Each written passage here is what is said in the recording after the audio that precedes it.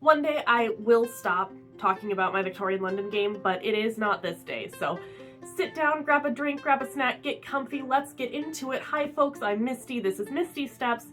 Today we are talking about settings in your TTRPG, or specifically the time period that your game is set in.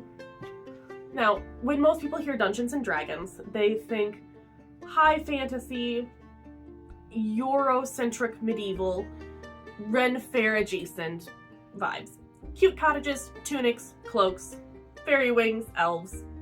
Very Lord of the Rings centered. But there's no rule saying that your D&D campaign has to be in this generic medieval fantasy setting that has been around for as long as Tolkien has, if not longer. One of the easiest ways to get players, especially veteran players who have been playing D&D a long time, excited about a new campaign is to simply switch up the when it's based. To use my own game as an example, there is nothing inherent about the plot that I have made that says that it has to be fantasy magical adjacent London in 1889. I could have dropped this anywhere. I could have had it in Baldur's Gate or some other generic fantasy name city.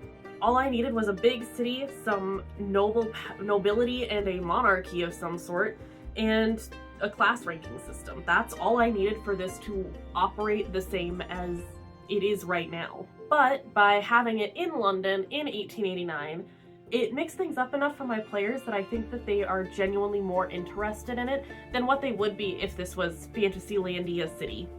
And there's a few good reasons for that. For starters, it's new, but not too new if you place your D&D setting into Fantasy London. It's a big commitment if you want to try and learn an entirely new RPG system because of the setting. There's new rules, people have to get invested into the combat, they have to learn the combat. It's not all just the GM that has to do the work. And I'm not saying that it should always just be the GM, but by keeping it in a D&D format, I was able to convince my players a lot easier because they already knew the rules of D&D, or at least most of them. I'll be honest, I don't think I know all the rules to D&D, but that's what Google is for. They knew I was bringing in a reputation aspect with this game as well, courtesy of the inspiration I got from A Court of Fey and Flowers from Dimension 20.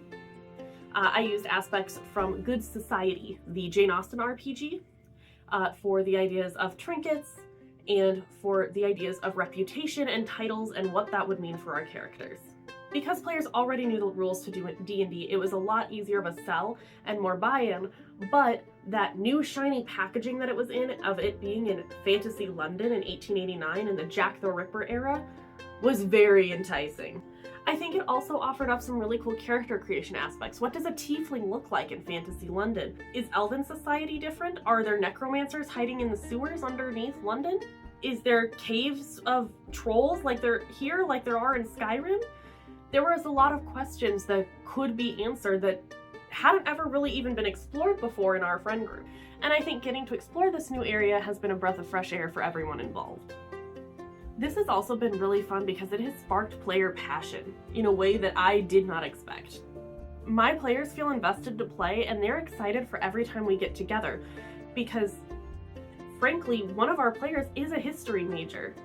So when I told him that we were doing historically adjacent 1889, when I tell you that he sunk his teeth into creating his character backstory. I have never seen someone go so hard on a backstory before, but it was great because I now have all of this information from his character to then use partially for plot, also for letters from NPCs from home.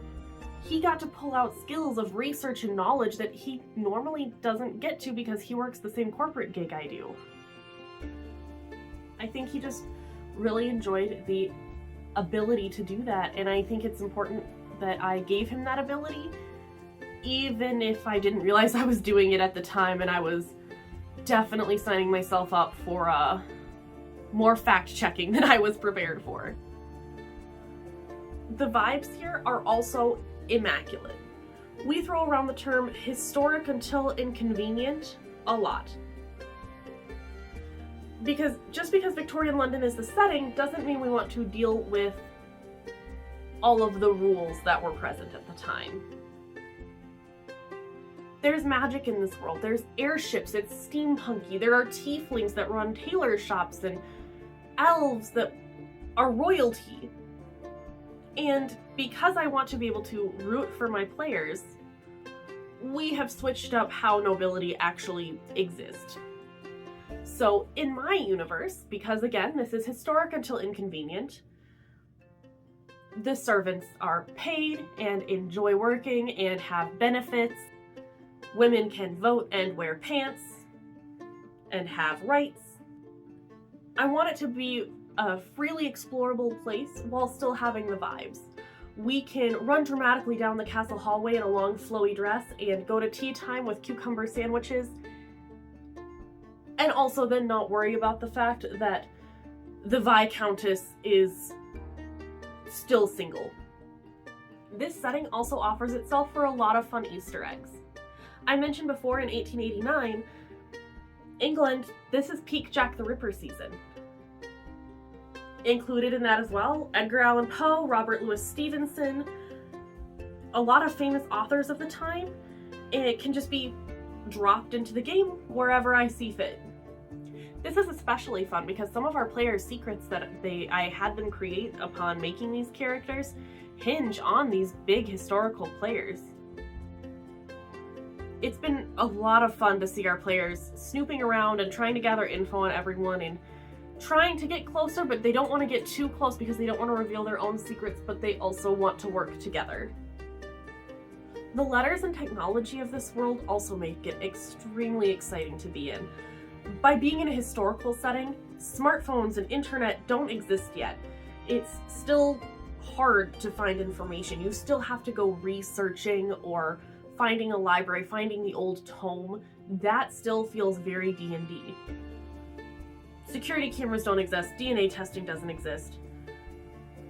But there are steampunk items. There are airships to get a letter to someone a little faster. There's an automaton owl that my characters found as a familiar, instead of maybe a quasit. In this game in particular, I also have letters as a huge aspect of this game. And by doing so, I am able to have these wax seals that I actually give to my characters.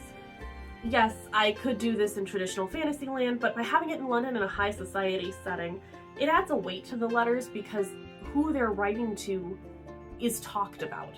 The servants talk. The post office talks.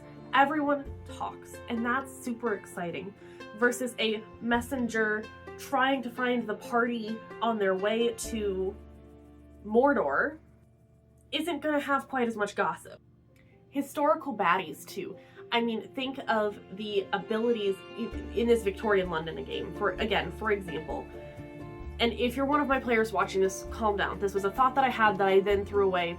This is not actually happening in game. But what if a doctor was actually Dr. Jekyll and Mr. Hyde and he was what was causing the issue? What if the local undertaker is actually a body snatcher? And there's just so many options. There's so many options that you can then pull and reference and drop Easter eggs.